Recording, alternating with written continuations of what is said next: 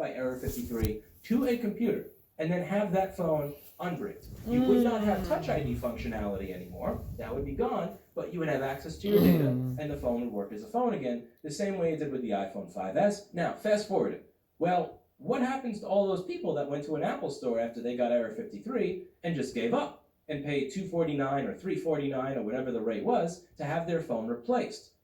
Well, it seems like all those people kind of got screwed now, doesn't it? All those people who were given a refurbished device to replace their perfectly good device that just had a software issue caused them to not have a working phone anymore. That really sucks. Now, don't get me wrong. I understand why Apple would say, we don't want to work on a device that somebody else has worked on if we can prove that they messed it up.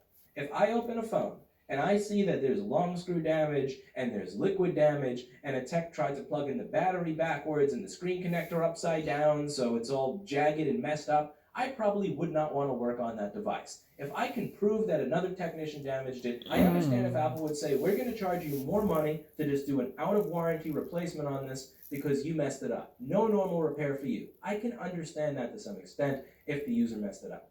But when you're offering zero options to the end user for repair, when there's no proof that it was messed up, when it's actually your own bug that caused this. Actually, I think it was dog really and hand. So that means that a lot of users pay $249 to $349 to have these devices replaced with refurbished ones when there was nothing wrong with them. Now, credit where credit is due. Apple did a much better job of implementing Touch ID, the Secure Enclave, and the fingerprint sensor from a security perspective than their Android competitors. If you look at phones like the HTC One Max or the Samsung Galaxy S5 and S6, they were far less secure than the Apple devices. So good on Apple for making a device that was more secure. That's a good thing, and we should be complimenting Apple on their security there.